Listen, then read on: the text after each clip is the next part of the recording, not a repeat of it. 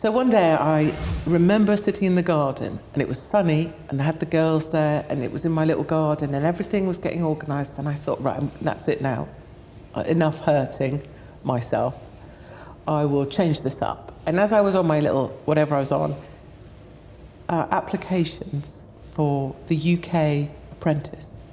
Is that when you, this is at that time? Yeah. And Okay. I had watched The Apprentice in Manhattan with Donald Trump. And it was a great process. Manhattan, I love Manhattan. Donald Trump, what a guy. And if you got the job at the end, you got to be the project manager of building a skyscraper on the, you know, on the Manhattan skyline. Like, so I came back to the UK, saw the application, and I was like, I'll apply. And I'm pretty good at applying for things, as we've discussed. And I thought, there you go, that'll be me. And then I turned up for filming, and it was frigging Lord Sugar, who's this big, in Brentwood, and there's no real job at the end of it. But the point was, by applying, I knew what they'd want. They'd want this person that I almost had created in Manhattan, this, here I am, corporate Katie in my white suit. Look at me with my slightly plummy posh accent that thinks she's so clever, with my frigging blue eyeshadow. And then, you know, we would have the pieces to camera and they'd say, well, what do you think of, you know, Tommy's business skills? And I'd be like, well, that Tommy, you know, he needs to look in the mirror every now and then and realise he's pretty shit at what he does. He smells like shit, and like all good shit, he just needs to be put in the bin. Right, so I could just pull those out of nowhere. And I thought everybody was doing that. I thought all the other contestants were speaking honestly about the other contestants, but no one else was. It was just me. So how did you come across them? Like a right twat. Like a right twat? The biggest bitch in Britain. That's how you, so that's where it comes from? That's where it came from. Two pages of the Daily Mail. Because you were brutally honest about people? I mean, I find my candour funny. Not many people saw the joke. Some people did, and they've loved me since then, and they always got it. But it was brutal what I would be... I mean, I would never... It wasn't personal in... Well, yeah. Did you intentionally... Did you think beforehand that it was a gameplay? No. No, you just thought... No, I was just doing corporate Katie, and in the bits to camera, look, the team behind the camera, they would be laughing away, you know, lots of nodding people with clipboards, because I didn't know I was being comedy camera gold. I thought everybody had this much time. It was all me. By the time I was kept in till the end because I was that, I thought I was just doing really well in the competition. And when I came out, I was the biggest bitch in Britain. How long was it in there? How long was it? Rough. How long was it? Like, back in the day when they used to make it properly, it used to be like a proper kind of show. It took about 3 months. We were locked in one house. Wow. No phone, no money, chaperone 24/7, chaperone outside the toilet, sleep in the house. So you couldn't speak to people on the outside? Brought food. Okay.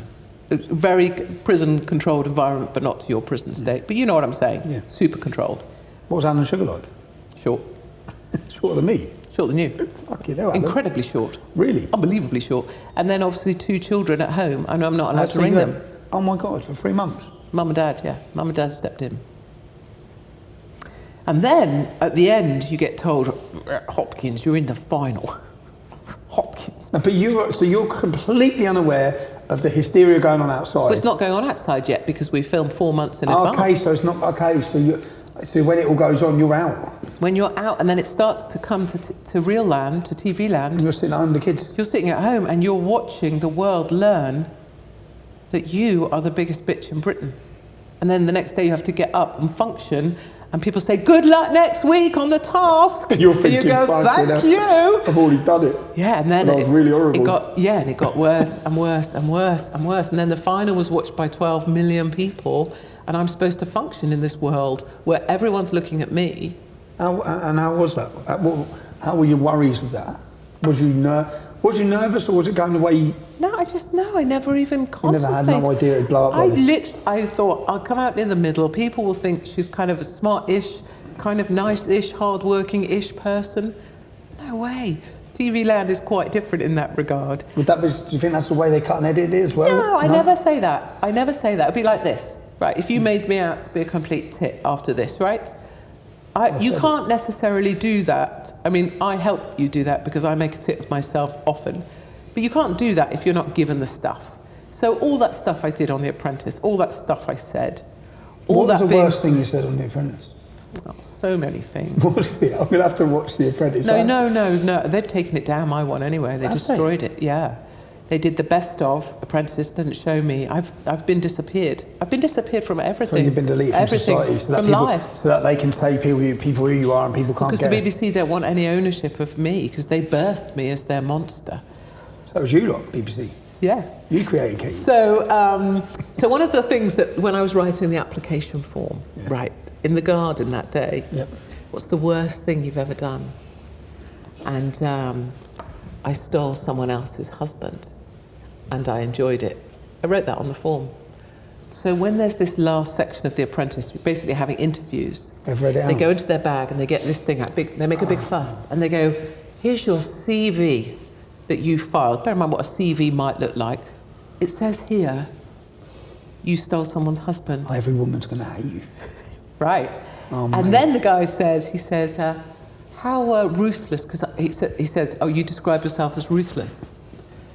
And he goes, how ruthless do you think that was? And I said, oh, well, I'd give that probably about a 6. So that's every woman at home that believes their husband's faithful now hates me because I am the woman. So I led to my own demise, but I came out known. And it was from then on, I guess I've been known.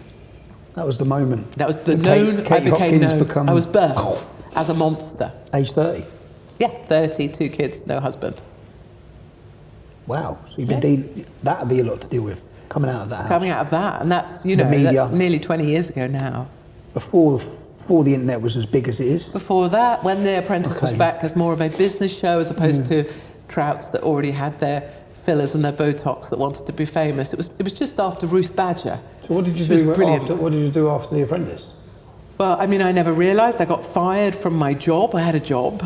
I got fired from that because it was a military level base, and I was seen as an intelligence and security risk.